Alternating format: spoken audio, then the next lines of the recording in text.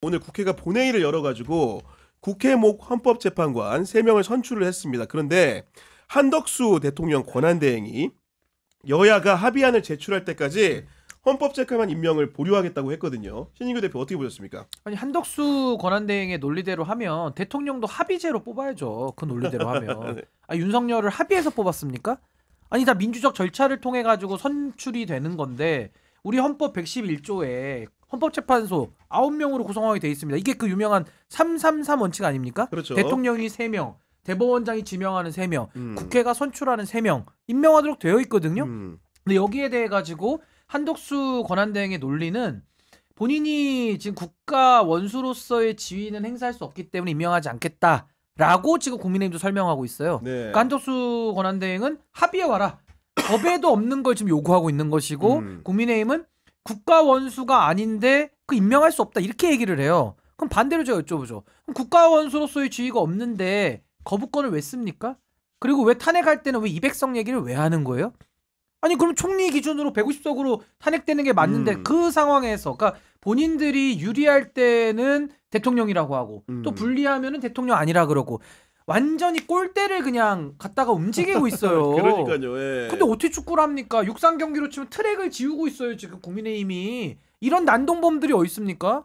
아니 그리고 한덕수 권한대행 얘기를 들어보면 좀 공감이 안 가는 부분이 정치로 풀어야 할 일을 정치로 풀어달라 그러는데 헌법재판관 임명하는 게 정치 영역에 속하는 겁니까 이게? 법치죠. 법치인 거잖아요. 네. 예. 그 한덕수 그게는 진짜 헛개비 같은 공허한 말인 것 같고요. 거기 이게 무슨 합의가 필요한지 모르겠습니다. 이미 절차가 다 끝나서 그 형식적인 재량이 아주 없는 그대로 그냥 임명 절차만 도장만 찍으면 되는 거 도장만 아닙니까? 찍어야 되는 네. 일에 대해서 무슨 또다시 합의를 요구하는지. 네. 그래서 지금까지 내란 혐의 관련해서 누락되어 있던 국무위원들의 행정 관료들까지 그 광범위하게 공범의 영역으로 포함되는 계기가 되지 않을까 싶습니다. 아니 말씀해 주신 것처럼 오늘 김용현 전 국방부 장관의 변호인이 기자들 모아놓고 회견을 했는데 거기서 어떤 얘기가 나왔냐면은 기자가 질문한 겁니다. 그러니까 김용현 전 장관이 계엄을 선포하는 과정에서 우리 법적 절차에 따르자면 총리한테 건의하게 돼 있다. 실제로 그런 절차를 준수했냐고 했더니 변호인단이 어떻게 얘기하냐면 사전에 한덕수 권한대행을 통해 윤석열 대통령에게 계엄 건의 절차를 밟았다고 했어요. 그러니까 사전에. 사실상 오늘 네. 그 김용현 변호인들의 입장을 보면 한덕수는 지금 권한대행 자리에 있을 수가 없어요. 왜냐면 내란 공범이고 사전에 보고받았고 결과적으로 김용현 입장에서는 한덕수도 공범이야. 오늘 이렇게 얘기를 해버렸거든요. 근데 내란의 공범이 어떻게 지금 내란을 수습하고 대통령이 탄핵됐다라는 이유만으로 권한대행을 어떻게 합니까? 그러니까 한덕수가 이상한 궤변을 얘기하면서 양곡법은 거부권을 쓰면서 소신 그리고 탄핵되는 200석 주장을 또 운운하면서 헌법재판관 임명은 나 못해. 네. 완전히 지금 자기 마음대로 인치를 하고 있는 거예요. 완전히 자의적으로 헌법을 창조하고 헌법 위에 군림하고 있거든요. 아니 윤석열이가 꼭 탱크를 몰고 국회에 들어가야지만 내란입니까? 아니 국무총리라는 자가 권한대행을 하면서 본인에게 요구되는 것은 대통령의 권한을 잠시 유지 보존하는 게 본인의 역할인 거고 그래서 월급 주는 거거든요. 근데 지금 내란의 공범 혐의 거기다가 본인이 헌법을 다시 판을 짜고 있어요. 헌법을 창조하고 있어요. 그게 내란이죠. 그러니까 저는 이 내란 상태를 정말 종식시켜야 되고 내란은 타협으로 제압하는 게 아니라 진압을 해야 되거든요. 진압을. 네. 그래서 저는 글쎄요 한덕수 권한대행이 무슨 지금 계산으로 저렇게 나오는지는 뻔히 다 읽히는 거기 때문에 저는 민주당이 빠르게 저는 정리해 주기를 바라고 있고 국민들도 이 내란이 빠르게 진압되기를 지금 바라고 있습니다. 아니 그런데 지금 여당이 또 이제 입장을 내놓고 있는 건데 권성동 이제 국민의힘 원내대표가 이 부분에 대해서 이제 어떤 얘기를 했냐면은 국회가 대통령 탄핵 심판의 소추인이다. 탄핵 소추인의 국회가 탄핵을 심판하는 헌법재판관을 추천하는 것은 마치 검사가 판사를 고르는 것과 마찬가지라고 했는데 이게 일반인들이 들으면은 그럴듯하게 보입니다. 근데 실제로 이 말이 법률적으로 타당한 얘기입니까? 타당하지 않죠. 네, 네. 항상 이제 뭐 법기술자들, 법논리들 그것들이 가장 발달된 사람들이 검사들이에요. 사회과학들은 되게 이제 특히 법 해석은 1설, 2설, 3설이 다 가능한데 네. 그 중에 제일 엉뚱하고 기괴한 논리들을 만들어내는 거죠. 네. 아니 그게요. 우리 헌법 아까 제가 111조 얘기했지만 제가 만든 게 아니고요. 우리 헌법 제정권자들이 제정했고 지금 8번 개정돼서 우리가 지금 쓰고 있는 이 6공화국의 헌법 오늘 유효한 헌법에 헌법재판관은 9명으로 구성한다고 되어 있어요. 아니, 그러니까요. 그리고 9명 네. 중에 333 원칙을 써서 임명한다고 돼 있습니다. 대통령의 임명 권한이라는 것은 완전히 형식적인 권한이라기보다는 책무, 헌법기관 구성권이라고 하는 책무를 부여하고 있거든요. 근데 여기에 대해서 권성동식의 논리로 하면 헌법을 바꿔야죠. 물론 저는 그 논리에도 동의하지 않습니다만은 써 있는 법문을 어떻게 위반해가지고 법문을 안 지키면서 국정을 운영합니까? 그러니까 여당의 지금 권한대행, 뭐 여당 야당 논란도 있었습니다만은 권성동 저자는 국회의원을 할 자격이 없는 거예요. 그래서 제가 오늘은 어떤 주장을 했냐면 권성동이 지금 계속 궤변을 하면서 김용현 변호인 같은 역할을 지금 하고 있어요. 네. 얼마나 어처구니 없습니까? 저는 권성동에 대한 제명, 우리 헌법 64조에는 국회의원도 제명할 수 있게 돼 있습니다. 저는 권성동이 지금 자기가 여당으로 우기면서 권한대행을 이용해가지고 언론에서 다 받아 써주고 있잖아요. 그걸 기화로 선전선동 계속하고 있거든요. 궤변을 가지고. 그래서 저는 권성동에 대한 제명을 전 국민의 이름으로 추진해야 되는 거 아닌가. 아니, 그 지경까지 저는 왔다고 봅니다. 정말 거기에 더해가지고 오늘 한겨레신문 보도에 따르면 권성동 원내대표 어떤 얘기를 했냐. 그 너무 의원총회에서 심각해요. 했던 얘기죠. 비공개의총에서. 단일 대우를 형성해야 된다.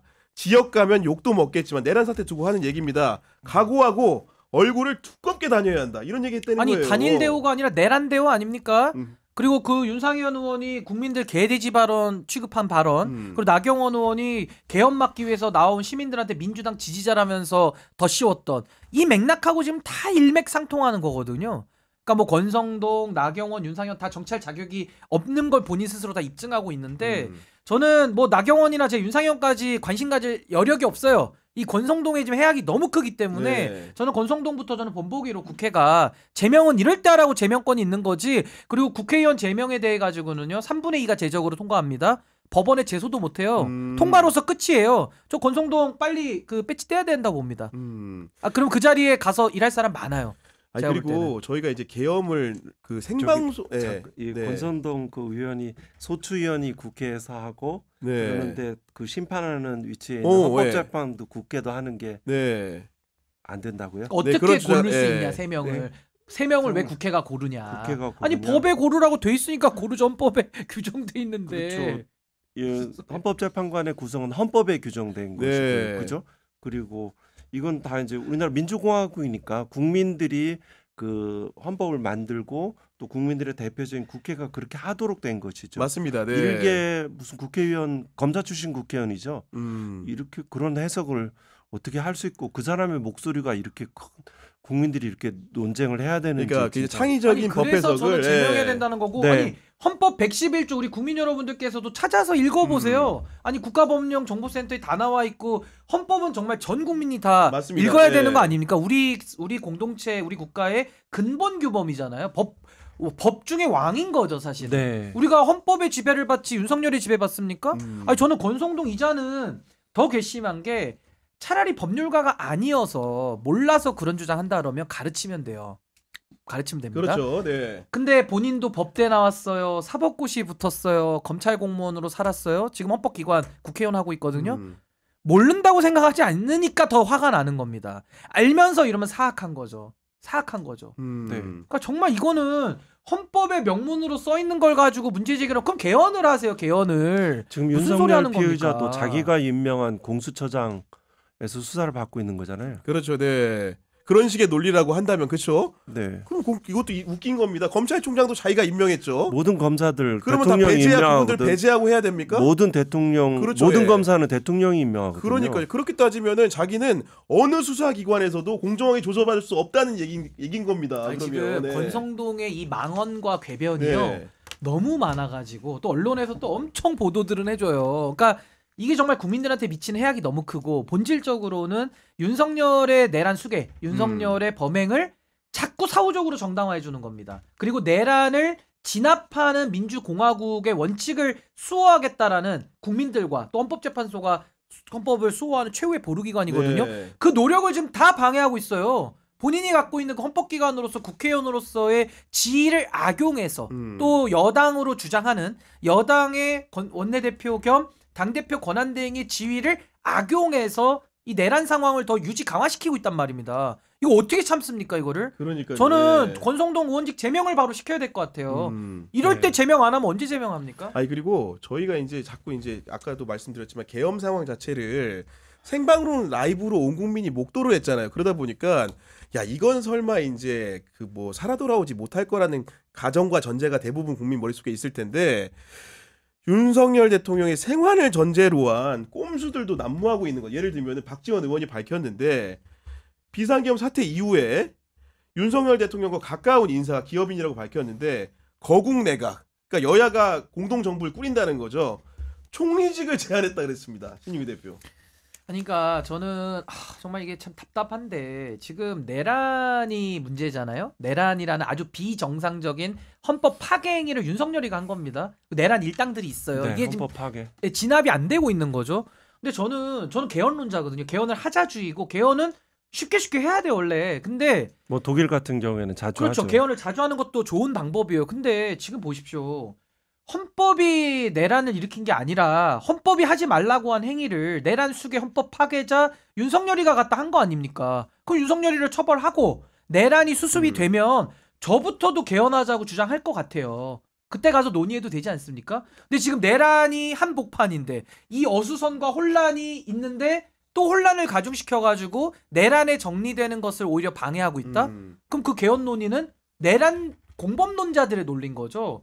이 묵갈 수 없는 겁니다. 개헌이 잘못됐다는 게 아니라 우리 헌법이 잘못한 게 아니라 이 헌법 체계를 가지고 악랄하게 헌법을 파괴하는 대로 쓴 윤석열이를 단죄해야 되는데 그 단죄에 대해서는 개헌론자들이요 단 한마디도 안 해요. 그 모순과 어폐를 정말 견디기가 어렵습니다. 정말로. 아니 이런 그 생환 논리 같은 경우에는 그 겪어보셔서 알고 실제로 그 검찰총장도 직무가 정지됐었던 거잖아요. 네, 그때도 돌아왔잖아요. 생생합니다. 돌아왔잖아요. 머릿속에 있을 겁니다. 예, 머릿속에 있겠죠. 예. 그 앞에 대검 로비로 들어올 때 그 수많은 기자들과 약간 어두고두고해질 때 그 직무정지 돌아올 때 그 뭐라고 하죠? 그 스포트라이트를 받으면서 스포트라이트를 받으면서 뭐 아주 지금 뇌리 아주 강하게 바뀌어 있을 겁니다. 아 그때 그 모습이 그러고 나서 이제 복귀해서 원전 수사 지휘했죠. 그러니까 지금도 여전히 돌아올 수 있다라는 희망의 끈을 내란을 저지른 내란 수계가 오늘 이제 김용현 전 국방부 장관의 변호인단이 기자회견을 했는데 이게 제가 들으면서 이게 윤석열 변호인인가 김용현 변호인인가 좀 많이 헷갈렸어요. 일단 어떤 얘기를 했냐면 비상계엄 포고령 초안에 김용현 장관이 초안을 작성한 겁니다. 거기에 국민에 대한 통행금지 조항이 포함됐으나 우리 위대하신 윤석열 대통령이 삭제를 지시했다고 이렇게 얘기를 했는데 너무 웃기지 않습니까? 아니 이거? 그 논리대로 하면요 강도가 칼을 들고 있는데 나를 안 찔러줘서 고마워해줘야 됩니까? 그 강도한테? 그리고 지금 계엄을 뭐 윤석열이가 그런 얘기했잖아요. 주말에 했었으면은 내가 진짜 계엄할 의도고 평일에 해주지 않았냐? 단전단소 안 해주지 않았냐? 아니 그러면은 평일에 단전단소 안 하고서 쿠데타 일으켰는데 실패하면 우리가 고마워해줘야 되는 거예요? 아니 무슨 저는 이게 그러니까 아까 그 권성동의 논리의 좀 더 확대편인데 이 뇌세포가 지금 거꾸로 돌아가지 않으면 어떻게 이런 주장을 하냐 이거요. 거기다가 이게 지금 변호인들이 뭐 주장인데 변호인들 무슨 뭐 법무법이 만들었다 그것도 지금 법무부가 뭐 인가 취소한다고 하는데 완전히 엉망인 인간들입니다. 제가 볼 때는 엉망인 인간들이 엉망인 행동을 지금 하고 있고 거의 저는 난동 수준이라고 봐요. 난동 수준. 심각합니다. 제가. 아니 변호사님 판사해 보셨으니까 이게 누구의 변호인인가 사건은 예전에 주진우 의원도 이동재 채널A 사건 변호를 할 때 이게 과연 이동재를 변호하나 한동훈을 변호하나 이런 그 실질적인 변호를 누구를 하는가 그리고 이 피고인을 변호하는가 아니면 검찰 편인가 특히 검찰 출신 변호사들에게 이 간혹 나타나는 특성 중에 하나인데요. 검찰과 적당한 거래를 통해서 하고 결국은 그 피고인한테 불리한 일도 하고 뭐 이런 지점들이 있고요. 이 또 한 지점은 그 채널A 사건도 마찬가지도 그렇고 고발사주 사건은 굉장히 의미가 현 정국도 이해할 수 있는 굉장히 중요한 사건 중에 하나예요. 간단하게 말하면 김건희, 최은순 모녀의 주가 조작 사건과 채널A 사건을 은폐하기 위한 목적에서 시작되었고 그걸 적극적으로 자기를 윤석열을 대권 주자로 해가는 공격적인 방향성에서 하나의 어떤 질적인 변환이 일어나는 네. 사건인데 그 고발사주 사건과 채널A 사건이 무죄가 난 결정적인 이유는 그 공소장에 공범이 빠져 있어요. 불기소 처분이 되어 있어요. 채널A 사건에서 한동훈, 윤석열이 빠져 있고 고발사주에 윤석열이 빠져 있는 거죠. 그리고 마찬가지로 주의할 점은 누구를 위한 변호인가라고 말씀하신 것도 중요한 포인트고요.